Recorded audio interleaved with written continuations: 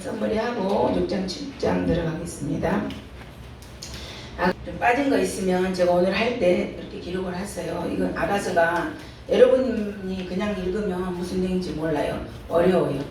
그래서 이제 제가 영적으로 해석해 놓은 책을 가지고 여러분들께 제가 이렇게 나눠줬던 거는 4장까지만 참고하고요. 5장부터서는 내용이 좀 제가 공부한 거랑 좀 안 맞더라고요. 그래서 그걸 하지 않겠습니다. 이걸로 그냥 한 줄로 쭉 나가겠습니다. 아가서 제5장 고난받는 종으로 찾아오신 예수님. 제목을 그렇게 적어주세요. 고난받는 종의 모습으로 찾아오신 예수님. 아가서 5장의 내용은 그거예요. 네, 이제 안 하기로 했어요. 네, 내용이 너무 저는 좀 영적인 해석인데 그건 식상해가지고 아가서 이제 4장까지는 이제 예수님을 자기의 것으로 내 것으로 즐기는 모습이었다면 이제 지금 술람미 여인의 내용이에요. 술람미 여인이 아가서 4장까지는 예수님을 자기의 것으로 또 그 술람미의 것으로 즐기는 모습이었다면 5장부터는 믿음이 조금씩 자라나는 내용입니다. 이제 나는 주님의 것입니다. 그래서 이제 나는 주님의 것으로 술람미 여인이 고백하고 있습니다. 이제는 내가 바람 때문에 가시 때문에 찔린다 해도 주님의 향기만 날릴 수 있다면 나는 괜찮습니다. 4장 하반절까지 그렇게 했죠. 동남풍아 불어라 그럴 때 남풍이 분다 해도 이제는 주님이 오셔서 나의가 5장에 보면 나의가 9번이나 나오죠. 그 내용 여러분 잘 알고 있잖아요. 내 누이에서부터 쭉 나오죠. 자, 그러면 5장 1절 이제 포도주는 축제를 의미합니다. 축제. 여기에서 5장 1절 성경 이제 읽진 않고 바로바로 진행하겠습니다. 여러분이 옆에다가 설명을 해 놓으셔요. 5장 1절 포도주는 축제를 의미합니다. 꿀은 진미 성찬을 말하고 있습니다. 그래서 이 여인은 이제 내가 가지고 있는 것은 다 주님의 것입니다. 주님은 내 동산에서 나오는 모든 것은 나의 것인데 내가 너에게서 나온 것을 내가 맛있게 먹는다 하시면서 친구들까지 다 초청하고 있는 그런 모습이 나오죠. 그 다음에 5장 2절에는 밤 이슬이 가득하였다. 그 말은 뭔 것 같아요? 밤을 세웠다. 예수님께서 겟셋마네 동산에서 밤을 세워서 땀이 피가 되도록 기도하시는 예수님의 모습을 상상해주는 그런 내용입니다. 밤이슬이 가득했다는 그런 내용은 겟셋마네 동산에서 밤을 세워서 기도하시는 예수님, 땀이 핏방울이 되도록 기도하시는 예수님의 모습. 빌립보서 3장 10절 내가 그리스도와 그 부활의 권능과 그 고난의 참여함을 알려하여 그의 죽으심을 본받아. 빌립보서 3장 10절 말씀이죠. 주님은 파트너 즉 고난을 함께할 신부를 원하시는 것입니다. 우리는 그분의 부활의 권능에 대하여 이제 문제는 없습니다. 그런데 그 부활의 권능대에 있는 고난 즉 부활의 권능에 대하여 알려진 고난에 참여해야만 합니다. 그래서 우리가 바로 우리가 고난 없이는 부활을 경험을 할 수가 없겠죠. 제1장에서 우리가 1장에서 사과의 향기로운 맛을 보여주셨잖아요. 숯불 가운데 사과나무 같구나 라는 그런 말씀이 있었잖아요. 그 말씀의 의미를 다시 한번 살펴보면 수많은 사람들이 있어도 예수님만이 유일한 사과나무가 되어주신다고 그렇게 술람미 여인이 고백하였죠. 그 내용은 무엇이냐? 문제를 해결해 주시는 예수님. 숯불 가운데 사과나무 같구나 하는 그 의미의 1장에서 우리가 공부했던 내용인데 예수님만이 유일한 사과나무가 되어주신다고 고백했는데 수많은 사람들이 있어도 오직 예수님만이 문제를 해결해 주실 자라고 고백을 드리고 있는 그런 내용입니다. 그 다음에 5장 3절의 뜻은 지금까지는 나의 의로 살았는데 이제는 예수님 때문에 그분의 의를 입었다고 고백하는 내용입니다. 5장 3절 거기는 예수님 때문에 그분의 의를 입었다고 고백하는 거. 그렇게 적어놓으세요. 5장 3절의 뜻은 나의 의로 지금까지는 살았지만 이제는 그분의 의를 입었다고, 예수님의 의를 입고 있다고 고백하는 그러한 내용입니다. 4절은 내가 마음의 문을 열어서 나의 고난의 죽음과 부활의 영광을 알기를 원하신다는 그러한 내용입니다. 그래서 이 여인이 일어나서 문을 열었던 것입니다. 그래서 5절에 보니까 문을 열었을 때 손에서 무엇이 떨어졌어요? 몰약의 집이 떨어졌잖아요. 여러분 이거 몇 번 반복했는데 몰약은 뭐라고 했잖아요? 몰약 그거 기억하셔야 돼요. 몰약은 뭐에 쓰는 거예요? 뭐에 쓰는 향료? 그리고 장사 지낼 때 시체에 그랬잖아요. 몰약 향료예요. 그래서 몰약은 장사할 때 쓰는 향료입니다. 그래서 예수님의 십자가의 죽음을 의미한다겠죠. 그것은 내게 무슨 일이 생길지라도, 내가 죽게 될지라도 내가 그분을 따르겠습니다 라는 그러한 고백입니다. 그래서 몰약은 죽음을 통하여 새로 태어난다는 것을 의미하고요. 이 여인의 손에서 몰약의 집이 뚝뚝 떨어지고 있다고 그렇게 표현하고 있는 것입니다. 내가 무슨 일이 일어난다 할지라도 예수님을 따르고 내가 그분만을 사랑하고 따르겠습니다 라는 그런 고백이에요. 6장은 우리의 믿음의 여정 가운데서는 하나님께서 우리에게 더 큰 기쁨을 주시기 위하여서 영혼의 깊은 어두운 밤을 찾아오게 하십니다. 그래서 여기에 보니까 7절에 그랬잖아요. 하나님의 임재가 사라지고, 그건 하나님이 지금 테스트하는 거예요. 완전히 하나님께서 내가 이래도 너가 나를 따라오겠느냐 하는 테스트. 그 다음에 두 번째로는 사역까지도 빼앗아가는 그런 내용이잖아요. 하나님의 임재가 사라지게 하고, 두 번째는 사역까지도 빼앗아가는 내용.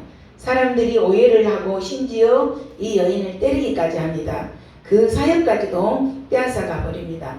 그러나 하나님의 목적은 내가 나의 신부이기 이전에 내가 나의 영원한 천국에서 나와 함께 다스려야 하기 때문에 내가 갖고 있는 깊은 나의 사역 안에 들어와야, 그리고 나에게 맞는 신부가 될 수 있다고 그렇게 말씀하시는 것입니다. 그래서 하나님께서 이렇게 테스트를 하는 거예요. 하나님 임재가 사라지기도 하고 사역까지도 빼앗아갑니다.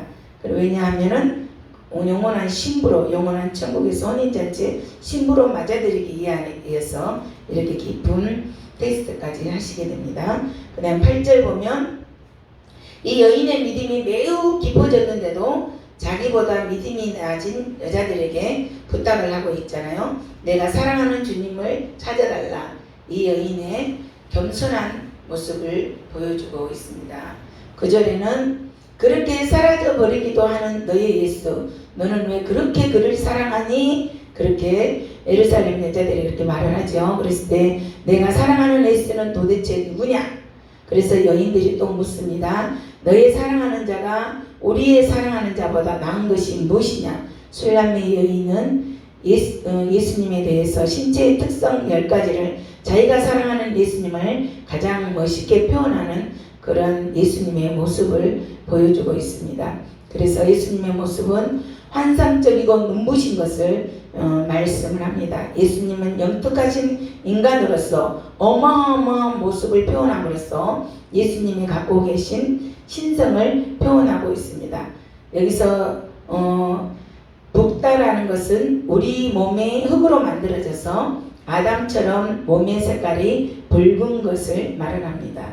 나의 사랑하는 자는 완전한 하나님이시면서 완전한 인간이라는 것을 외치시고 계십니다. 예수님이 일으키신 모든 기적과 행적은 예수님이 신으로서 일으키시는 것이 아니고 예수님은 인간으로서 오셔서 한 인간이 성령을 의지하면 어떤 일들이 일어나는지를 실제적으로 그림으로 보여주셨던 것입니다. 그래서 예수님이 낮아지셔서 십자가를 지시는 그 일은 예수님의 신성이 전혀 나타나지 않았어요. 인성만 나타났다겠죠. 그래서 예수님 인간이 당해야 할 고난과 아픔을 몸소 다 겪으셨던 것을 볼 수 있습니다. 모든 일들 하나님의 뜻 안에서 행하셨기 때문에 그분의 행하신 모든 일들을 하실 수 있었다는 것을 보여주신 그런 모델이 되셨던 분이 우리 예수님이신 것을 볼 수가 있습니다. 그 다음에 11절부터 머리에 이제 신체적으로 하나하나 설명해 되는 그런 내용이 있었죠. 5장에서 머리는 순금 같고 그랬잖아요. 그래서 머리는 리더십, 머리에는 리더십이라고 표시해놓으세요. 머리는 순금 같고, 머리를 이해하려면 리더십입니다. 그 다음에 12절, 눈은 시냇가의 비둘기 같은데 우유로 씻는 듯하고 아름답게도 바뀌었구나. 눈은 세상의 모든 것을 다 깨달아 보실 수가 있습니다. 그래서 비둘기 같은 성령, 비둘기는 충성과 성령을 상징합니다. 그 다음에 13절, 뺨은 향기로운 꽃밭 같고 향기로운 푸른 언덕가도 같고, 뺨은 우리의 감성을 표현합니다. 예수님의 감성이 향기로운 꽃밭과 같다는 말씀이시죠. 우리가 하나님의 감성을 생각할 때에 매우 엄숙하고 경건하게만 생각합니다. 우리는 하나님의 감성에 대해 생각하기를 하나님께서 우리를 쳐다보시면서 잘하나 못하나 관찰하시는 그러한 하나님으로만 생각합니다. 그러나 성경은 여러 곳에서 하나님과 예수님의 감성에 대해서 모두가 넘치시는 분으로, 분위기를 좋아하시는 그러한 분으로, 항상 기뻐하고 즐거워하시는 분으로 표현되고 있습니다. 여기에서 또 입술이 나오죠. 입술은 커뮤니케이션을 말합니다. 말씀이 나옵니다. 그분의 말씀, 아까 몰약의 집이 뚝뚝 떨어지는 것 같다고 표현하는 것은, 몰약은 장례식 때 쓰는 향료로서 죽음을 상징합니다. 예수 그리스도가 돌아가셨을 때 누가 몰약을 가져왔어요? 예수님 장례식 때 니고데모가 몰약을 가져왔죠. 그리고 동방 박사들이 예수님께 경배드릴 때 가져왔던 향료들 중에도 몰약이 있었죠. 그 세 가지가 뭐죠? 여러분 알고 있어야 됩니다. 이거는 동방 박사들은 황금과 유향과 몰약. 그래서 황금은 신성을 나타낸다겠죠. 신성. 유향은 중보기도, 몰약은 예수 그리스도의 죽음. 그래서 예수님의 사역을 상징하는 것이 황금과 유향과 몰약을 말씀하고 있습니다. 그래서 몰약의 질이 확 쏟아지는 것이 아니라 뚝뚝뚝 떨어진다고 계속해서 넘치게 나온다는 그러한 말씀입니다. 한 방울 한 방울 떨어지는 그분의 말씀을 깊이 묵상함으로써 내 안에서 내 옛날 모습과 이 성품은 죽어지고 그분 안에서 그분을 다시 사랑하는 마음을 불리듯이 일어나는 것을 표현하는 것이 몰약의 질이 뚝뚝뚝 떨어진다고 표현하고 있습니다. 14절, 예수님의 손은 사역을 나타냅니다. 예수님의 손, 사역. 아까 황금은 무엇입니까? 그것은 사람의 노력에 의한 일을 설명하는 것이 아니고 신의 경지를 말하는 것입니다. 그래서 주님의 손에 능력과 권세가 있어서 시작하신 일은 반드시 이루시고야 만다는 것을 표현하고 있습니다. 예수님의 몸은 긍휼의 마음을 상징하고 있습니다. 자, 그러면 15. 예수님은 항상 고아와 가고 불쌍한 자들을 챙기시는 그러한 분입니다. 그분은 동정심을 갖고 계시는 분이십니다. 그분의 몸에 대해서 지금 설명합니다. 그분은 긍휼하심이 있고 그분은 동정심이 그렇게 많으시는 분. 그래서 아이보리색에 상하는 그분의 마음의 성품이 고귀하고 비싸고 소중하다는 것을 말씀합니다. 총옥은 아론이 입었던 에봇에 들어가는 에봇의 보석이 몇 개 있었죠? 제사장이 옷 그 에봇에 그렇죠. 12보석. 한 번씩 이렇게 말하는 건 꼭 알고 있어야 됩니다. 여러분이 알아야 됩니다. 총옥은 아론 제사장이 입었던 에봇에 들어가는 12보석 중에 하나입니다. 그래서 총옥은 새 예루살렘의 기초석 중에 하나입니다.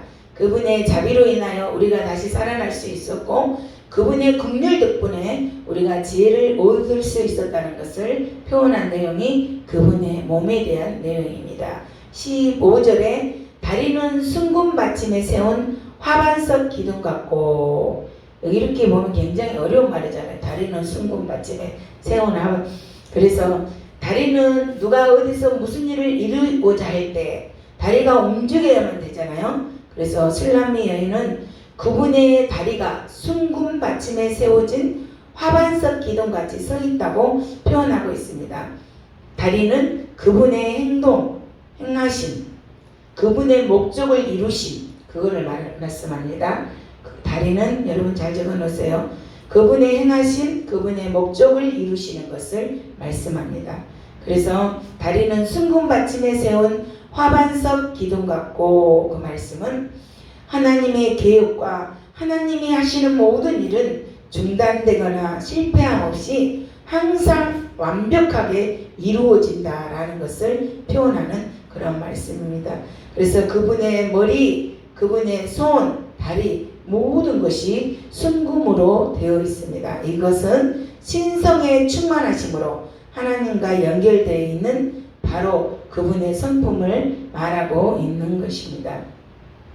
생김새는 레바논 같으며 백향목처럼 보기 좋고, 예수님의 생김새를 여기서는 백향목처럼 보기 좋고 그렇게 표현을 해주셨죠. 여기는 이 내용은 바로 그분의 얼굴의 내용은 무엇이냐면 바라봄의 법칙. 얼굴은 바라봄의 법칙입니다.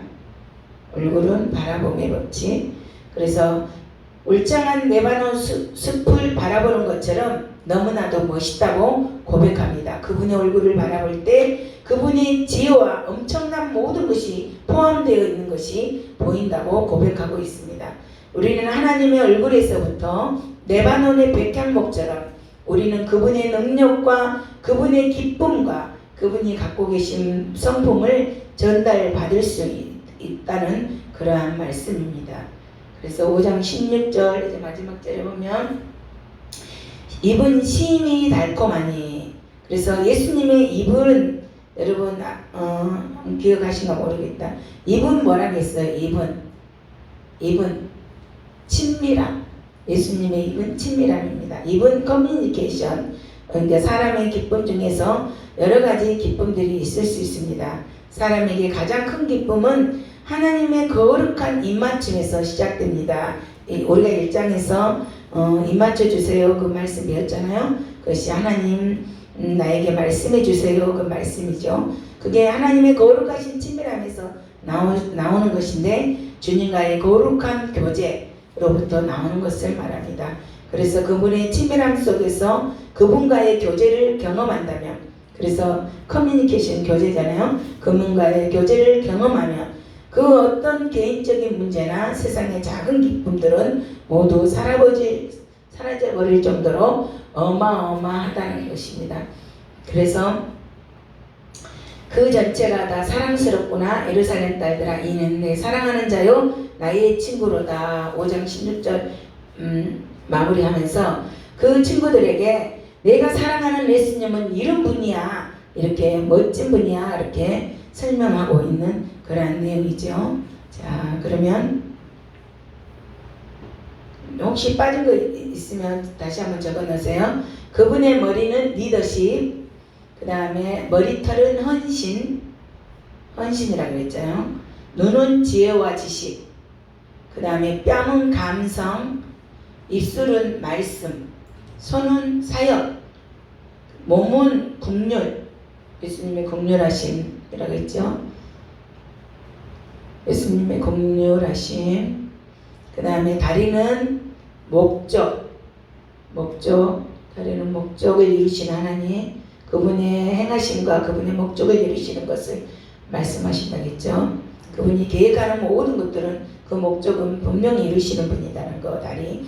얼굴은 전이, 우리가 예수님 바라볼 때 전이가 되잖아요. 그래서 바라봄의 법칙, 가로하고 전이. 입은 친밀함. 결론적으로 예수님의 전체가 다 사랑스러운 분이시다. 그래서 16절 내 그 전체가 사랑스럽구나 예루살렘 딸들아, 그렇게 고백하는 것을 볼 수가 있고 5장 썸머리를 이렇게 간단하게 마쳤고요. 아니 머리하고 눈하고 다른 머리 그분의 머리는 리더십, 눈은 지혜, 지식, 지혜와 지식과 지혜도 되고요. 지식으로. 자, 그렇게 해서 이제 그렇게 성경을 읽어야지. 이게 굉장히 아가서가 하나는 어렵습니다. 그래서 이렇게 그분은 만민 중에 이렇게 태어나신 분이야. 그분은 이렇게 완벽하신 하나님이야. 완전하신 인간이야. 그렇게 신성과 인성을 나타내시면서 그분의 머리에서부터 쭉 다리까지 전체가 아름답고 사랑스러운 분이라고 그렇게 친구들한테 고백을 했잖아요. 그것으로 이제는 16절까지 결론적으로 그의 입은 달콤하기가 그지없으니 그가 가진 모든 것이 사랑스럽다. 예루살렘 딸들이여 이분이 내가 사랑하는 바로 그분이야. 그렇게 고백하고 있는 것을 볼 수가 있어. 그거 말씀으로 끝맺음을 하고요. 자, 이제는 오늘 6장 이제 1절부터 한번 읽겠습니다. 6장에는 하나님이 누구에게 압도당하시는가? 전체 제목은 하나님이 누구에게 압도당하시는가? 하나님이 압도당하시는 내용이에요. 그래서 6장에서는 내가 그토록 사랑하는 그 사람이 도대체 어디 있니? 그 친구들이 나도 그 사람을 찾아야 되겠다. 내가 그렇게 멋있어하고 그렇게 네가 무시당하고 미치도록 사랑하는 사람, 그 사람이 누구야? 나도 만나야 되겠어. 그렇게 시작되는 내용이 6장 1절부터입니다. 여러분 한번 6장 1절 성경을 찾으시고 또 이렇게 설명할 때 적으시기 바랍니다. 시작. 여자들 가운데서 어여쁜 자야, 내 사랑하는 자가 어디로 갔는가? 내 사랑하는 자가 어디로 갔는가? 우리가 너와 함께 찾으리라. 그래서 그때 예수님이 술람미 여인 대답하기를 내 사랑하는 자가 자기 동산으로 내려가 향기로운 꽃밭에 이르러서 동산 가운데서 양떼를 먹으며 백합알을 꺾는구나 라고 2절에 그렇게 말씀하죠. 그러면 여기에서 예수님이 계시는 곳은 어디예요? 내 사랑하는 자가 지금 어디로 내려갔다 했어요? 예수님이. 그렇죠. 동산으로 내려갔다. 여기서 자기 동산, 예수님의 동산은 어디냐 그러면 그것은 향기로운 꽃밭이 있는 곳입니다. 바로 교회를 말씀하고 있습니다. 예수님이 지금 교회에 있습니다. 동산 가운데서 양떼를 먹이시면서 백합알을 끊는구나. 백합알은 성도들을 의미하는 것이 아니겠습니까? 여기서 믿음을 가진 성도들. 그래서 예수님은 교회에 계시는데 각 교회별로 특징이 있습니다. 꽃밭에는 여러 가지 꽃들이 다양한 컬러들을 나타내시듯이 각 교회의 특징에 맞도록 열정적인 모습으로 향기를 날리면서 그 교회들과 함께 예수님이 계신다고 하는 그러한 표현입니다. 그래서 예수님의 뺨은 그분의 감성을 표현하다 그랬죠? 뺨. 그래서 예수님의 뺨은 그분의 감성을 표현하는 것인데 각 교회마다 똑같은 감성을 표현하는 것이 아니라 각 교회마다 사역의 부르심이 다르는 것을 볼 수가 있죠. 다양한 색깔들이 있고 다양한 부르심이 있습니다. 그래서 각기 다르기 때문에 거기에 맞게 알맞게 예수님께서 꼭 필요한 향기를 날리면서 그 동산 꽃밭 가운데서 양떼를 먹이시며 백합알을 꺾는 분이 바로 예수님이시라고 술람미 여인이 그렇게 소개를 하고 있습니다. 그래서 2절까지 설명했는데 알아들으시겠죠? 동산 가운데 있는데 예수님이 동산 가운데서 그 내용이 양떼를 먹이고 백합알을 꺾는구나. 그런 믿음을 가진 그러한 성도들에게 교회마다 다양한 컬러가 있듯이 교회마다 다 색깔들이 있잖아요. 강조하는 거. 그리고 뭐 전도 중심 교회, 뭐 복지 중심 교회 막 그렇게 다 다르듯이 그에 맞게 하나님께서 알맞는 그 사역으로 부르심이 다르기 때문에 거기에서 우리 주님은 이러한 분이야 라고 설명하는 내용입니다. 그 다음에 그래서 술람미 여인이 3절에 고백을 하고 있죠. 3절 한번 여러분 읽어보세요. 나는 내 사랑하는 자에게 속하였고 내 사랑하는 자는 내게 속하였으며 그가 백합화 가운데서 그 양떼를 먹이는구나. 여기에서 중요한 내용이 있습니다. 여기에서 6장 3절에서는 세 번째로 주어의 주체가 바뀌고 있는 그런 모습이죠. 술람미 여인이 무엇으로 고백하든지 그녀의 고백에서 주어의 주체가 이렇게 변화되어 가는 것을 볼 수가 있습니다. 1장 13절에는 술람미 여인이 예수님에 대해서 뭐라고 말했냐 그러면 예수님은 나의 것. 1장에서는 이렇게 연약한 모습이에요. 예수님은 나의 것. 그렇게 1장 13절에 나를 사랑하는 자라고 고백하면서도 예수님은 나의 것이야. 나를 즐겁게 해주신 분이야. 나에게 축복해 주시고 나를 향기로운 생활을 하게 해주시고 모든 것 초점이 나에게 맞춰지는 그러한 주체가 되었습니다. 그러나 2장 16절에는 또 이렇게 바뀝니다. 예수님은 나의 것에서 1장은 예수님은 나의 것에서 2장은 예수님은 나의 것. 2장 16절에는 1장 13절에는 예수님은 나의 것. 2장 16절에는 예수님은 나의 것, 나는 예수님의 것. 그런데 오늘 6장 3절에는 완전히 변화되는 것이에요. 자, 1장은 예수님은 나의 것, 그 다음에 2장 16절은 예수님의 나의 것, 나는 예수님의 것, 거기까지 가잖아요. 그런데 3장은 오늘 6장 3절에서는 나의 사랑하는 자 안에 내가 속하였다고 고백함으로써 술람미 여인의 믿음이 자라나는 것. 이것은 1장부터 아가서는 8장까지 믿음의 여정을 성숙된 과정, 그거를 그려주고 있는 그런 내용을 하겠잖아요. 지금 여기 6장에서는 믿음이 엄청 자라는 그런 모습이에요. 예수님은 나의 것, 나도 예수님의 것에서 6장 3절에서는 완전히 변화되었어요. 나는 예수님의 것, 나는 예수님의 것으로 완전히 변화되었어요. 그래서 나는 예수님의 것. 또 7장 10절에 가서도 나는 예수님의 것으로 완전히 나는 내 사랑하는 자에게 속하였도다. 그가 나를 사모하는구나. 전적으로 예수님은 나의 것으로만 고백하고 있는 그러한 내용입니다. 그래서 6장 13절에 여러분이 한번 아까 읽은 것처럼 나는 내 사랑하는 자에게 속하였고 내 사랑하는 자는 내게 속하였으며 그런 고백을 하고 있죠. 그래서 나는 예수님의 것, 예수님은 나의 것. 그렇게 6장 3절에는 그렇게 고백을 하는 것을 볼 수가 있습니다.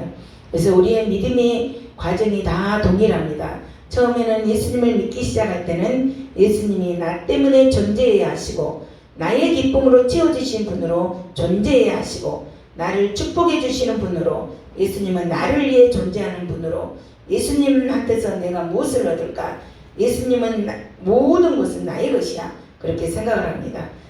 그러나 신앙생활을 하다가 보면 나의 모든 것은 예수님의 것으로 바뀌기 시작합니다. 그래서 예수님이 나를 통해서 무엇을 할 수 있을까?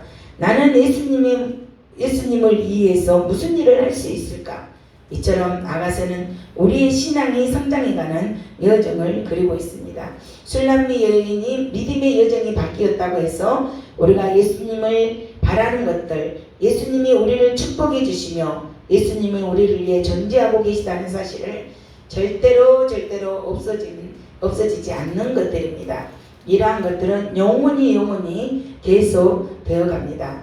이러한 사실들은 여기에서 끝나버리는 것이 아니라 이러한 사실들에 플러스가 되는 사실을 말하고 있는 것입니다. 그 다음에 우리가 한번 찾아봅시다. 고린도 후서 3장 18절 성경 말씀 찾아봅시다.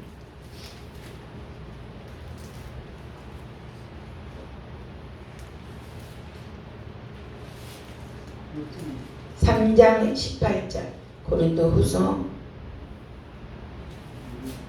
3장 18절 시작. 우리가 다 수건을 벗은 얼굴로 거울을 보는 것 같이 주의 영광을 보며 그와 같은 형상으로 변화하여 영광에서 영광 이르니 곧 주의 영으로 말미암느니라. 아멘. 우리가 하나님의 형상으로 변화되어서 날마다 주의 영으로 우리가 영광에서 영광으로 나아가야 될 줄로 믿습니다. 우리가 과거에 정말 성경 공부를 깊이 하면 할수록 오해할 수 있는 문제들이 있습니다. 그것은 우리가 과거에 처음 믿었던 신앙의 방식들이 우리가 조금 잘하면 너무 유치하고 틀렸다 그런 생각이 들 수가 있습니다. 그러나 그것은 절대로 그렇지가 않습니다.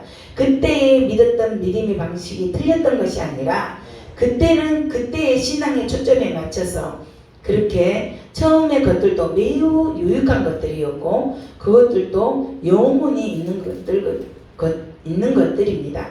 하나님은 한 번도 변한 적이 없는데 다만 내가 변화되면서 하나님을 바라보면서 나의 시각이 변한 것 뿐입니다. 내가 처음 믿을 때 그 신앙의 개념들이 잘못된 것이 아닙니다. 하나님은 영원토록 동일하십니다. 그러나 내 믿음이 자라고 내 신앙이 성숙되어 있기 때문에 과거에 내가 했는 것이 틀렸다고 생각하지 마시고 그때는 그대로 하나님이 그렇게 그 초점에 맞춰서 내가 성장해 왔구나 그렇게 생각하시며 살아야 될 줄로 믿습니다. 그래서 하나님의 말씀을 우리가 지금 배우고 있지만 더 깊이 공부하면서 하나님 안에 더 깊이 들어가면서 더 우리가 정말로 하나님의 그 깊이는 무궁무진하잖아요. 우리 너무 작은 거 하나 알고 있는 그것뿐이에요. 그래서 우리가 뭐 작은 거 알았다고 해서 틀린 것이 아니라 보는 관점이 우리가 더 깊이 들어갈수록 정 하나님의 그 넓이와 크기가 더 크게 자라날 줄로 믿습니다. 그래서 히브리서 12장 2절 믿음의 주여 온전케 하시는 그 예수님을 바라보면서 우리가 하나님을 의지하며 살아가는 저와 여러분 되기를 바라겠습니다. 자, 그러면 이제 중요한 내용이 나옵니다. 6장 4절 한번 읽겠습니다. 6장 4절 시작. 내 사랑아 너는 드리사같이 어여쁘고 예루살렘같이 걷고 깃발을 세운 군대같이 당당하구나. 자, 아까 5장 6절부터 술람미 여인이 두 가지 테스트를 받는 동안 예수님은 잠잠하고 계셨다 그랬죠. 예루살렘 여인들이 찾았을 때 예수님을 찾고 있었을 때 교회의 사역자들 파수꾼들에게 또 매를 맞아가면서 또 사회까지 빼앗기는 고통 속에서도 예수님은 그러한 여인을 보시면서도 침묵하고 계셨습니다. 그런데 드디어 6장 4절에 예수님이 입을 열고 말씀하기 시작하십니다. 뭐라고 고백하십니까? 내 사랑아, 내 사랑아라고 선포하십니다. 여기에 매우 중요한 문제가 등장합니다. 우리의 영적 상황이 너무나 깜깜해서 하나님의 임재도 느낄 수 없고 하나님의 사역도 알 수 없는 매우 힘든 상황이 닥쳐올 때 이렇게 부르짖을 수 있습니다.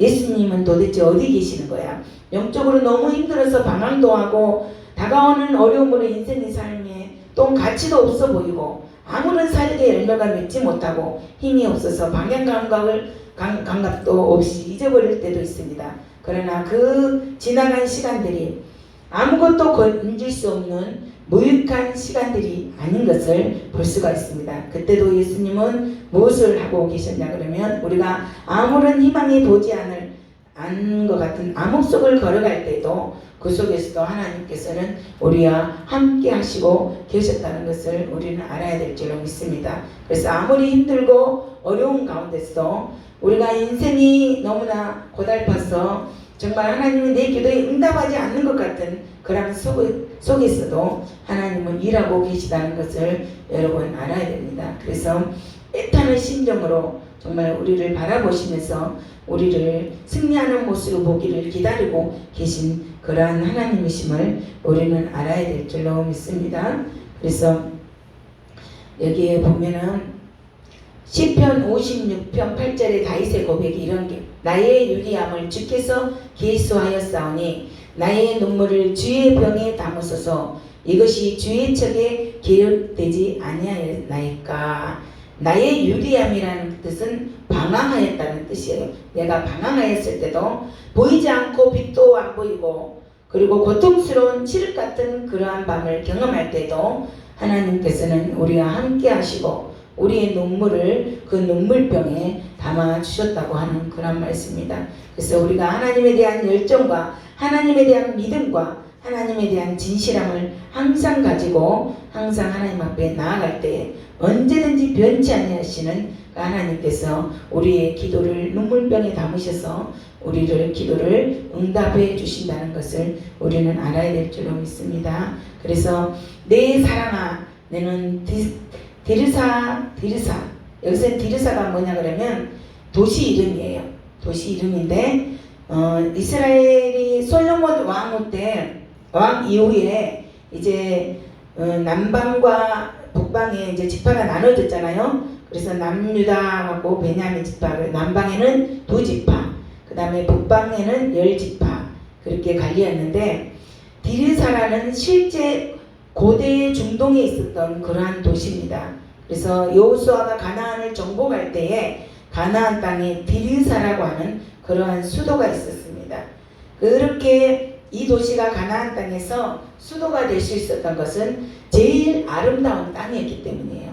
그래서 북쪽 10개 지파들이 사는 지방에서 제일 아름다운 도시가 디르사였습니다. 디르사는 너무나 아름다워서 지어진 이름입니다. 그 지역의 이름이. 그래서 예수님께서 여기 여기 보면 술람미 여인에게 너는 디르사같이 어여쁘고 그러면 가장 아름답다. 술람미의 아름다움이 마치 고대 도시 디르사 같다고 예수님이 말씀하시는 것입니다. 그래서 가나안은 이방 땅인데 이처럼 술람미 여인의 행한 그 아름다운 행동 때문에 이 여인을 통하여서 하나님을 모르는 이방의 많은 사람들까지 감격하게 하는 그러한 내용입니다. 이 여인 때문에 이방 사람들이 하나님을 찾고 하나님을 믿게 된다는 것을 표현하는 내용이 바로 디르사 같고라는 그러한 내용입니다. 그 다음에 예루살렘은 무엇을 말할까요? 예루살렘은 하나님께 경배드리는 곳이고 예루살렘은 하나님이 머무르시는 곳입니다. 하나님께서 이 세상에서 가장 소중히 여기시고 영원히 거하실 땅이 바로 예루살렘입니다. 그래서 예루살렘은 하나님의 언약궤가 있는 곳. 그래서 이렇게 육적인 곳으로 봤을 때 그 땅으로 봤을 때 디르사는 아름다운 땅이고요. 그 다음에 예루살렘은 영적으로 봤을 때 신령한 땅이에요. 그래서 예루살렘은 하나님의 언약궤가 있는 곳, 하나님의 성전이 있는 곳, 하나님이 예배를 받으시는 곳, 하나님의 영광이 있는 곳, 하나님의 거룩함이 있는 곳, 이렇게 영적인 도시 예루살렘 성에는 이 세상에 아무것도 없다라는 그러한 내용입니다. 그래서 술람미 여인을 영적으로 아름다운 모습을 표현하고 있는 그런 모습으로 생각하시면 되겠습니다. 그래서 아까 말했던 것처럼 육적으로는 가장 아름다운 도시가 디르사이고 영적으로는 신령한 곳이 바로 예루살렘입니다. 술람미 여인을 가장 극찬하는 그런 표현이죠. 그 다음에 어미함이 가치를 버린 군대 같구나. 깃발을 세운 군대같이 당당하구나. 승리의 깃발을 나타내는 거예요. 여기에서 보면 그 말씀은 그래서 고대에는 전쟁에 나갈 때 깃발을 들고 나갑니다. 그런데 여기서 군대같이 깃발을 세운 군대같이 당당하구나. 옛날에 전쟁에 나갔던 그러한 사람들은 이제 승리를 하고 올 때 멀리서 바라볼 때 파스탑에 올라가서 안타까운 마음으로 전쟁에 이겼나 졌나 그걸 바라볼 때 저 멀리서 군대의 깃발을 이렇게 흔들고 오면은 승리를 나타내는 거잖아요. 그래서 빼앗기지 않냐고 깃발을 가지고 돌아온다. 그것은 군대가 이겼다는 그러한 소식입니다. 그래서 여기서 보면은 동산 저쪽에 너머에서 펄럭이며 오는 우리의 군대 깃발은 바로 승리의 소식입니다. 그래서 승전하고 돌아오는 군사들의 발걸음은 당당하고 힘찬 발걸음으로 들어오겠죠. 그처럼 하나님의 호령과 하나님의 권세의 말입니다. 어둠을 이기고 적군을 이기고 들어오는 군대를 상상해 보면 되겠습니다. 그래서 하나님은 이 여인에게 어마어마하게 황홀한 아름다움으로 어마어마한 능력의 여인으로 승리의 깃발을 들고 오는 그 능력의 여인으로 변화되어 있다고 칭찬하는 그러한 내용입니다. 그래서 2장 4절에서 하나님이 이 여인을 위해 드신 깃발은 무엇이냐 그러면은 바로 승리의 깃발입니다. 승리의 깃발. 하나님을 압도하는 술람미 여인의 눈이 어떻게 되었는가? 6장 5절에 한번 읽어보세요. 내 눈이 나를 놀라게 하니 돌이켜 나를 보지 말라. 내 머리털은 길르앗산 기슭의 눈 염소떼 같고. 이 말씀은 하나님께서 내가 나를 쳐다보는 너의 눈이 너무나도 나를 압도하니까 차라리 나를 좀 보지 말아다오 하는 그런 말씀. 그 말씀은 신실하신 하나님을 놓치지 않고 아무리 힘들고 어려운 가운데서도 하나님만을 신뢰하며 하나님만을 그리워하며 하나님께 나아오고자 하는 그러한 마음이 나를 압도하는구나 라는 그러한 말씀이에요. 그래서 술람미 여인이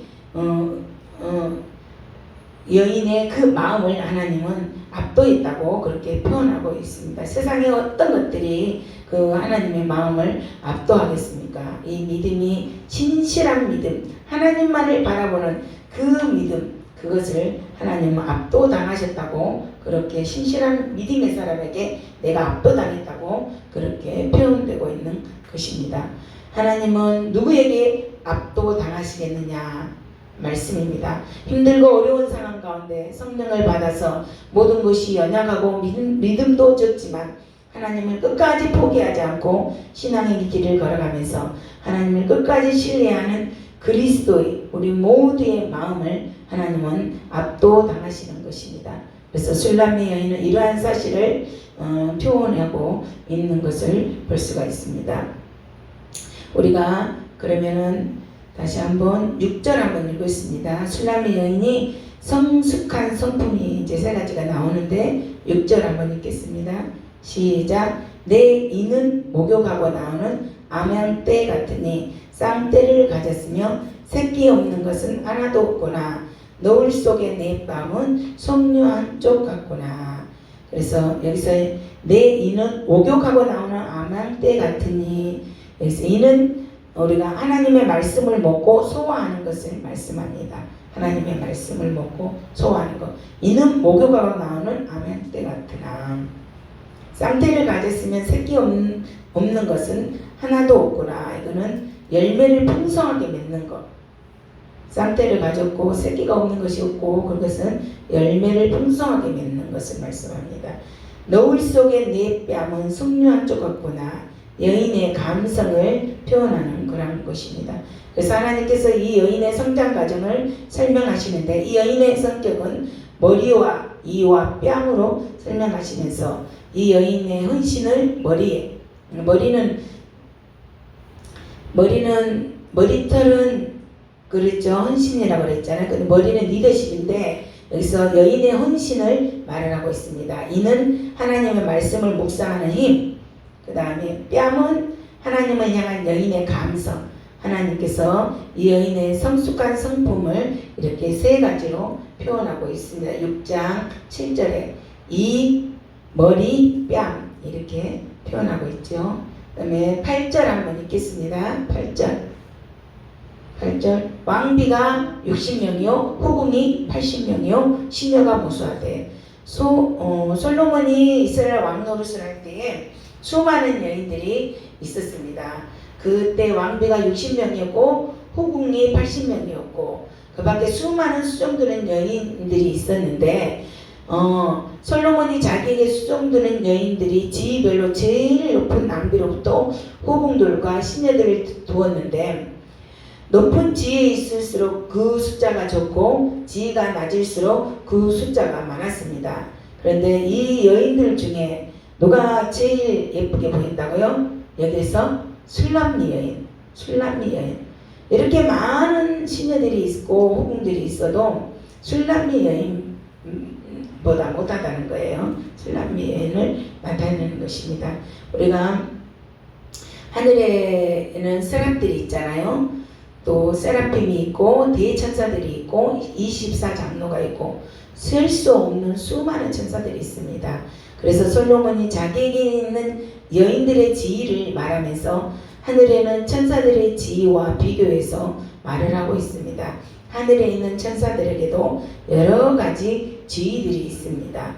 그래서 24장로가 있고 세라핌이 있다 하더라도 단 한 사람, 그 사람이 나에게는 정말 중요한 사람이야. 술람리 여인 너야말로 나에게는 특별한 존재이고 너만이 나에게 유일한 자야. 그렇게 설명하고 있는 내용입니다. 아시겠죠?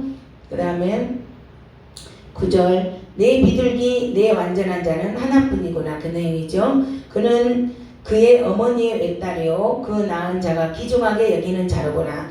여자들이 그를 보고 복된 자라 하고 왕비와 후궁들도 그를 칭찬하는구나.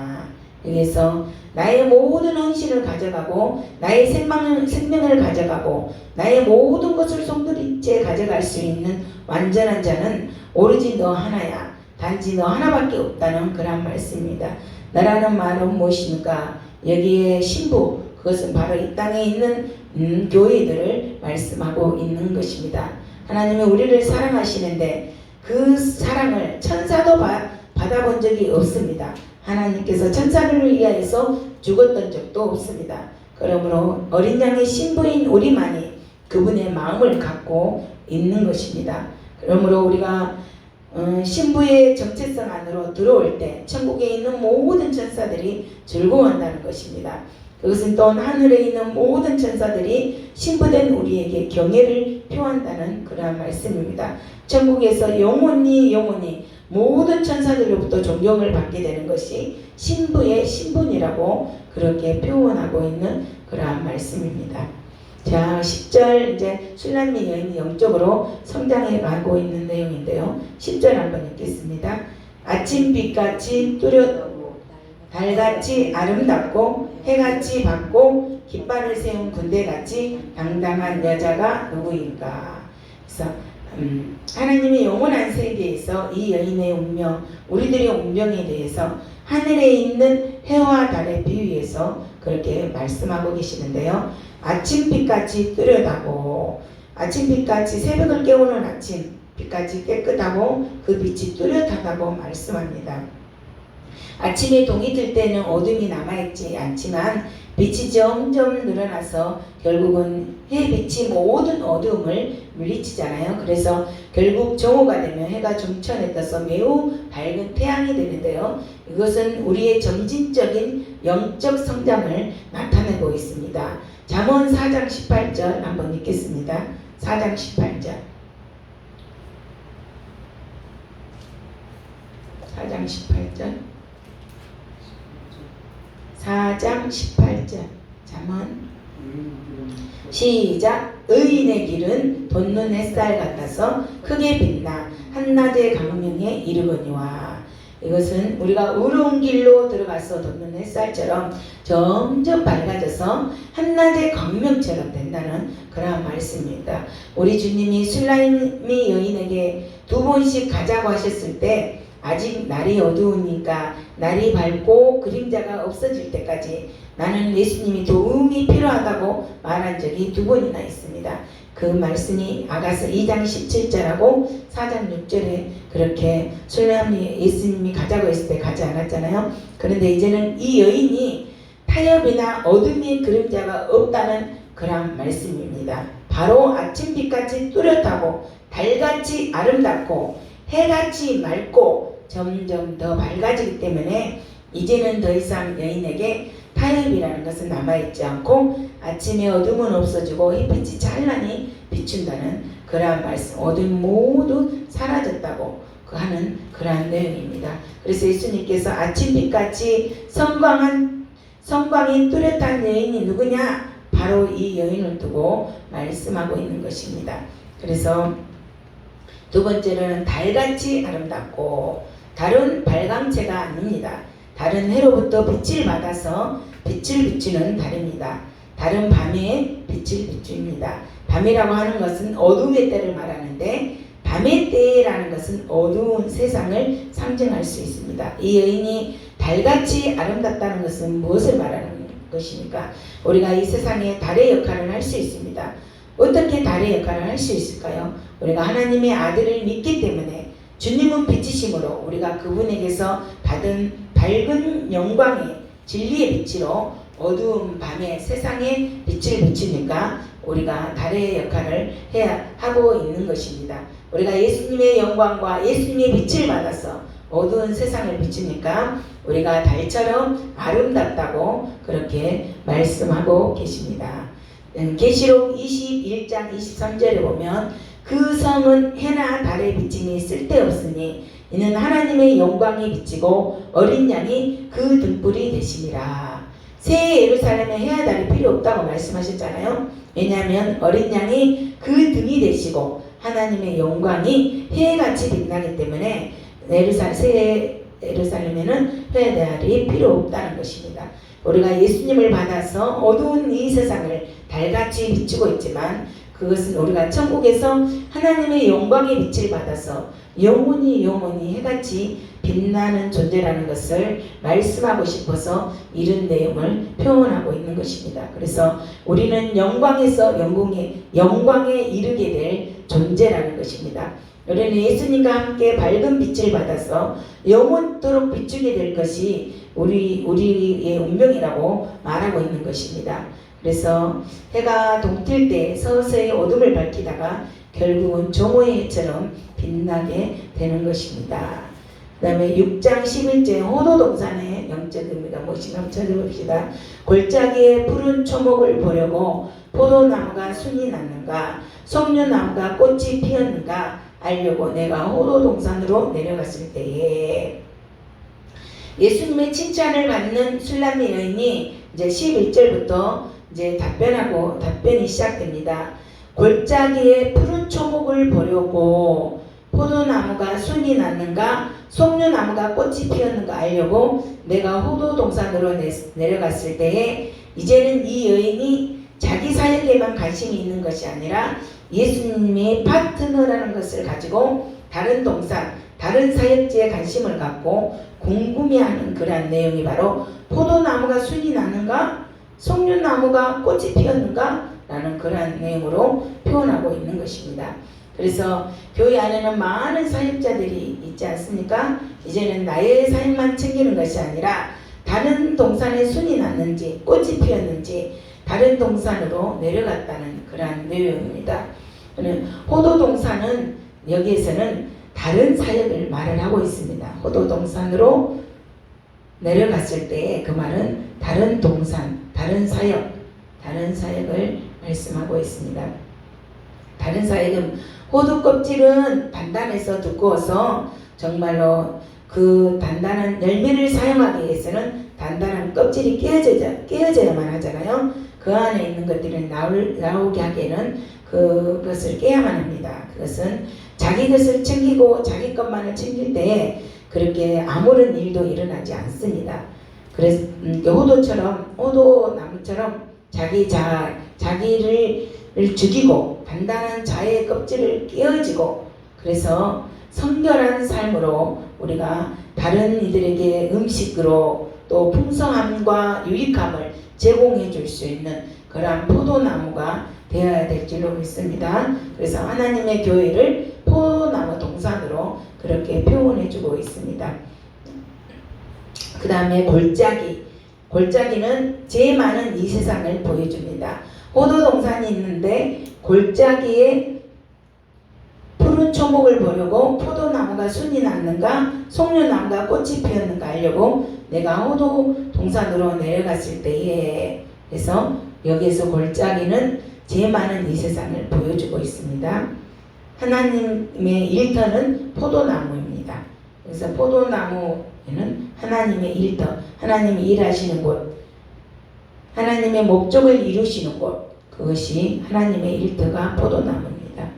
포도나무의 순, 아직 성숙하지 못한 교회에서 꽃이 피고 성숙한 열매를 맺고자 하는 그것을 말씀하고 있습니다. 그래서 지금까지는 이 술람미 여인이 자기 사역만 챙기고 바쁘게 살았지만 이제는 자기 사역을 넘어서 정말 하나님의 나라를 생각하고 자기 자신이 아직 영적으로 성숙되지 못하여서 여러 가지로 실수가 많다 할지라도 그것에 개의치 아니하고 하나님께서 포도나무 순같이 연약하고 미숙한 자기를 키워주셨듯이 자기가 조금 더 성장했으니까 더 어린 영혼들에게 사역을 감당해야겠다고 사역의 확장이 넓어지는 것을 볼 수가 있습니다. 이렇게 해서 영적으로 술람미 여인이 이렇게 영적으로 사역이 확장되는 그러한 내용이 바로 골짜기에 푸른 초목을 보려고 포도나무 순이 났는가 석류나무 꽃이 피었는가 알려고 내가 호도 동산으로 내려갔을 때에 라는 그러한 내용입니다. 아시겠죠? 그 다음에 12절 술람미 여인이 무엇을 또 열정으로 하고 있는가 한번 읽어보겠습니다. 12절 부지 중에 내 마음이 나를 내 귀한 백성의 수레 가운데 이르게 하였구나. 내 귀한 백성의 수레는 그 당시에 먼 길을 갈 때 타고 다니는 교통수단이었죠. 근데 매우 고급스러운 교통수단입니다. 여기서 속도가 빠르다는 내용입니다. 이 수레는 고귀한 사람들이 타고 다니는 고급스러운 빠른 교통수단을 말을 합니다. 내 귀한 백성의 수레 가운데 그 말은 그래서 부지 중에 내 마음이 나를 내 귀한 백성의 수레 가운데 이르게 하였구나. 이것은 어떤 내용의 술람미 여인이 호도 동산으로 내려갔습니다. 하나님의 다른 사역들이 어떠한지 보려고 갔더니 자기는 계획도 없었고 생각한 적도 없는데 그곳에 가서 그곳에서 일어난 일들을 보고 열정이 생겼다는 의미예요. 부지 중에 내 마음은 이제 다른 사역장으로 가보니까 그 일어난 상황들을 보면서 자기가 생각하지도 못한 또 계획들이 또 생각한 적도 없는 일들이 일어나는 것을 보고 그 사역지를 보고 열정이 생겼다는 거예요. 부지 중에 내 마음이 자기도 모르게 마음의 감동을 받아서 엄청난 열정이 생겼다는 거, 표현이 부지 중에 내 마음이라는 그런 표현이에요. 그래서 그리스도의 사랑이 우리를 강권하시는도다 그 말씀처럼 술람미 여인도 하나님의 사랑이 이 여인을 강권해서 이렇게 열정이 생겼다는 말을 그렇게 표현하고 있습니다. 그래서 이 여인도 하나님의 사역을 사랑하고 하나님이 원하는 그런 성숙한 믿음의 그렇게 소유자로 이렇게 성장해 가는 그러한 충만한 그러한 모습으로 나타나고 있는 것을 볼 수가 있습니다. 그리고 16장 13절에서 14절 그 말씀 한번 읽겠습니다. 13절 시작. 돌아오고 돌아오라 술람미 여자야 돌아오고 돌아오라 우리가 너를 보게 하라. 너희가 어찌하여 마하나임에서 춤추는 것을 보는 것처럼 술람미 여인을 보려느냐. 여기서 보면 마하나임은 여러분이 아는 것처럼 하나님의 군대잖아요.